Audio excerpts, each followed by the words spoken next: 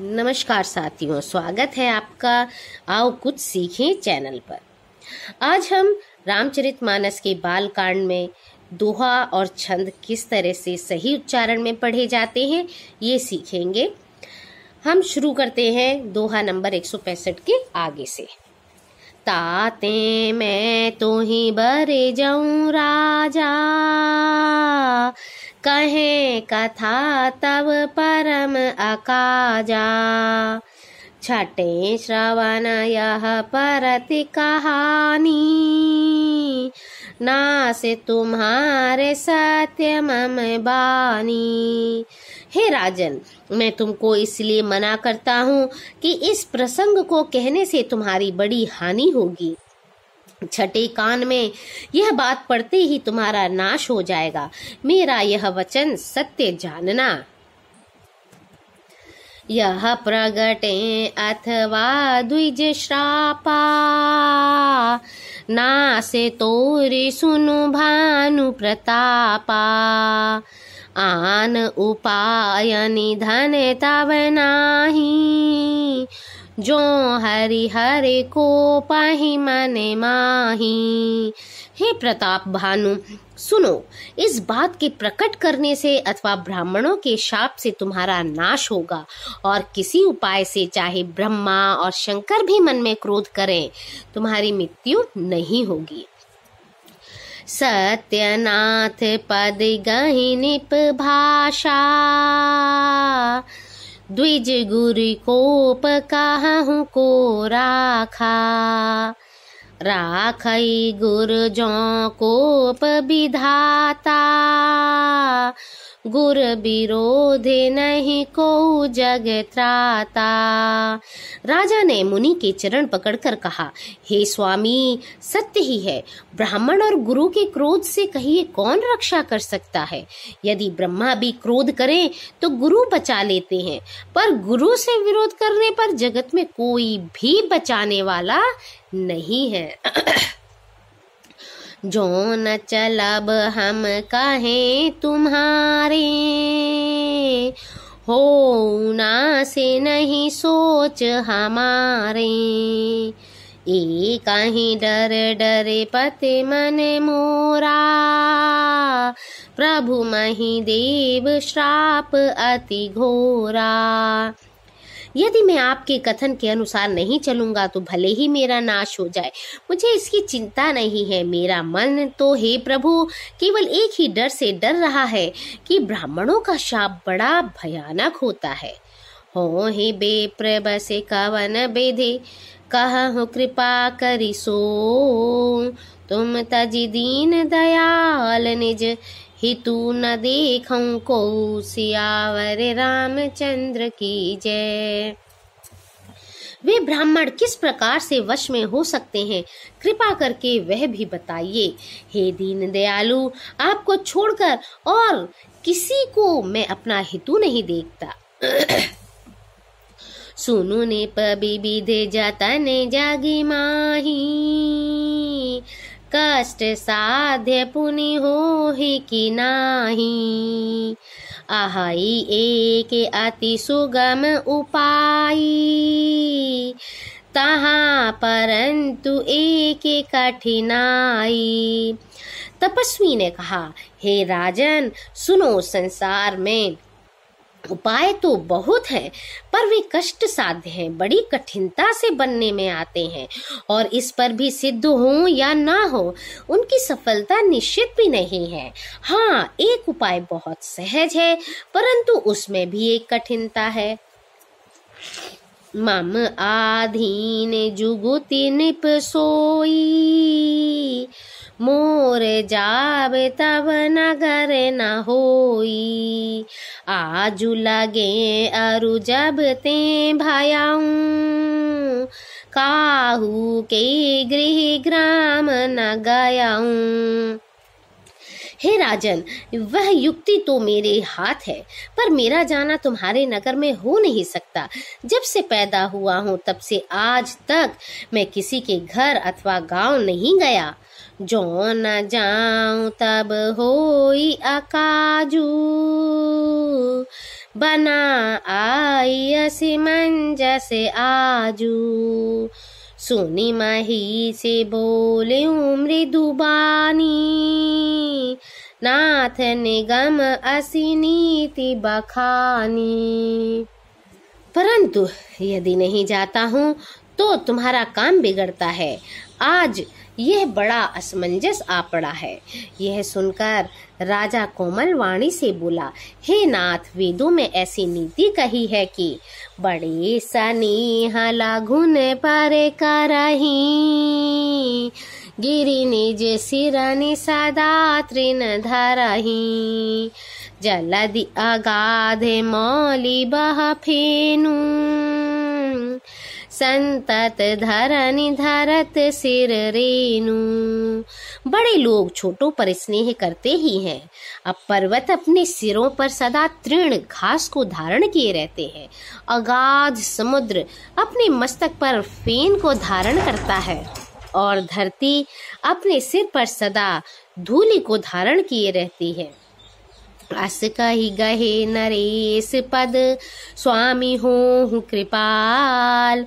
मोहि लागी दुख सहिय प्रभु, सज्जन दीन दयाल। सियावर रामचंद्र की जय।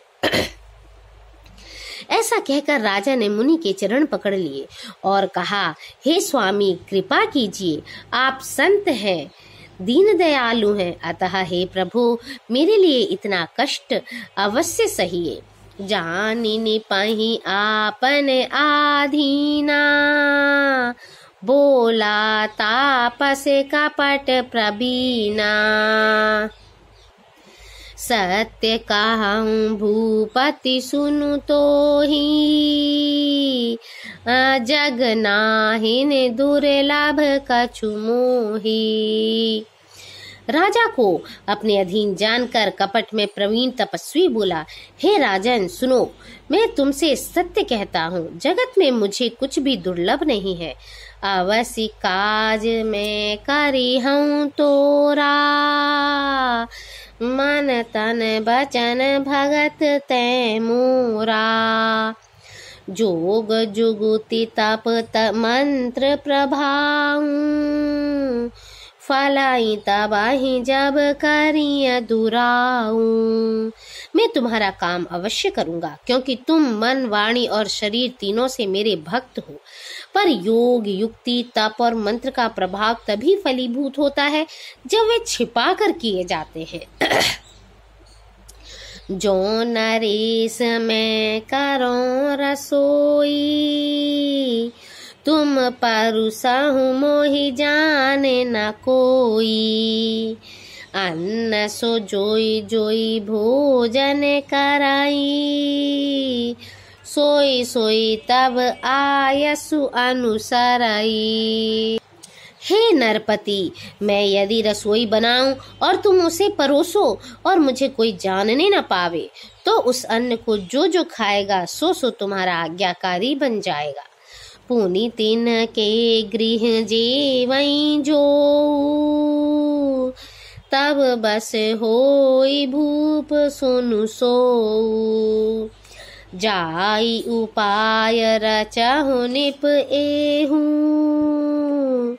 संबत भरी संकल्प करेहू। यही नहीं, उन भोजन करने वालों के घर भी जो कोई भोजन करेगा, हे राजन सुनो, वह भी तुम्हारे अधीन हो जाएगा। हे राजन, जाकर यही उपाय करो और वर्ष भर भोजन कराने का संकल्प कर लेना। नित्य नूतन द्विज सहस सत, बरेहु सहित परिवार। मैं तुम्हारी संकल्प लगी, दिन ही करबी जीवनार। सियावर रामचंद्र की जय। नित्य नए 1 लाख ब्राह्मणों को कुटुंब सहित निमंत्रित करना। मैं तुम्हारे संकल्प के काल अर्थात 1 वर्ष तक प्रतिदिन भोजन बना दिया करूंगा। एहि विधि भूप कष्ट अति थोरे,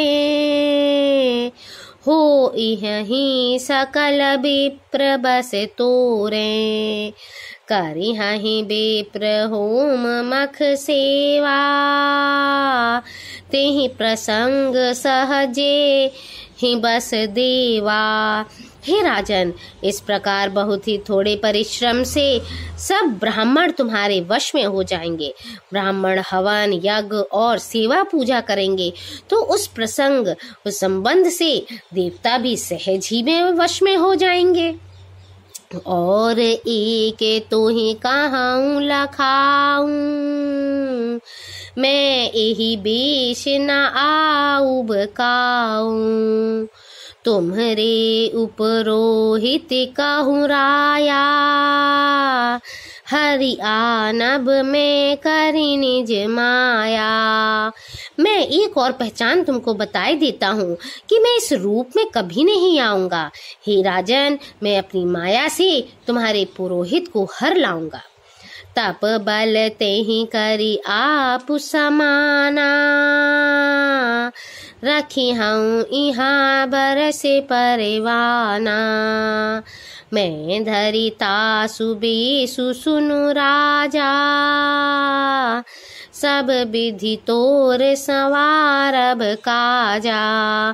तप के बल से उसे अपने समान बनाकर 1 वर्ष तक यहाँ रखूंगा। और हे राजन सुनो, मैं उसका रूप बनाकर सब प्रकार से तुम्हारा काम सिद्ध करूंगा। गैने से बहुत सयन अब कीजे, मोहि तो ही भूप भेंट दिन तीजे, मैं तप बल तो ही तुरग समेता, पहुँचे हूँ सोवत ही निकेता। हे राजन, रात बहुत बीत गई, अब सो जाओ। आज से 3रे दिन मुझसे तुम्हारी भेंट होगी। तप के बल से मैं घोड़े सहित तुमको सोते ही मैं घर पहुंचा दूंगा। मैं आउब सोई बेसुधरी, पहचानी हूँ तब मोहि, जब एकांत बुलाई सब कथा सुनावो, तो ही सियावर रामचंद्र की जय। मैं वही पुरोहित का वेश धरकर आऊंगा। जब एकांत में तुमको बुलाकर सब कथा सुनाऊंगा तब तुम मुझे पहचान लेना। शयन कीन निप आय सुमानी, आसन जाई बैठ छल ज्ञानी, श्रमित भूप निद्रा अति आई, सो किमि सोव सोच अधिकाई। राजा ने आज्ञा मानकर शयन किया और वह कपट ज्ञानी आसन पर जा बैठा। राजा थका था, उसे खूब गहरी नींद आ गई, पर वह कपटी कैसे सोता, उसे तो बहुत चिंता हो रही थी। काल के तु निशिचर तहाँ आवा, जेहि सूकर होई निपहि भुलावा, परम मित्र तापस निप केरा, जानई सो अति कपट घनेरा। उसी समय वहां कालकेतु राक्षस आया, जिसने सुअर बनकर राजा को भटकाया था। वह तपस्वी राजा का बड़ा मित्र था और खूब छल प्रपंच जानता था। तेहि के सत सुत अरुद से भाई, खल अति अजय देवे दुखदाई, प्रथम ही भूप समरे सब मारे, विप्र संत सुर देखी दुखारे। उसके 100 पुत्र और 10 भाई थे, जो बड़े ही दुष्ट, किसी से भी न जीते जाने वाले और देवताओं को दुख देने वाले थे। ब्राह्मणों, संतों और देवताओं को दुखी देखकर राजा ने उन सबको पहले ही युद्ध में मार डाला था। तेहि खले पाछिल बयरु संभारा, तापस निप मिली मंत्र विचारा, जहि रिपु छय सोई रचेन उपाऊ, भावी बस न जाने कछुराऊं। उस दुष्ट ने पिछला वैर याद करके तपस्वी राजा से मिलकर सलाह विचारी षड्यंत्र किया और जिस प्रकार शत्रु का नाश हो वही उपाय रचा। भावी वश राजा प्रताप भानु कुछ भी न समझ सका। रिपु तेजसी अकेल अपी लघु करि घनिय नताहु अजहु देत दुख राबि ससिहि सिर अवशेषित राहु। सियावर रामचंद्र पद जय शरणम शंकर हरिओम जय जय सिया राम। मंगल भवने अमंगल हारी द्रवहु सुदशरथ अजिर बिहारी। दीन दयाल विरुद्ध संभारी हरहु नाथ मम संकट भारी। राम सिया राम जय जय राम। राम सिया राम जय जय राम। तेजस्वी शत्रु अकेला भी हो तो भी उसे छोटा नहीं समझना चाहिए। जिसका सिर मात्र बचा था वह राहु आज तक सूर्य चंद्रमा को दुख देता है। सियावर रामचंद्र की जय। Like share and subscribe my channel.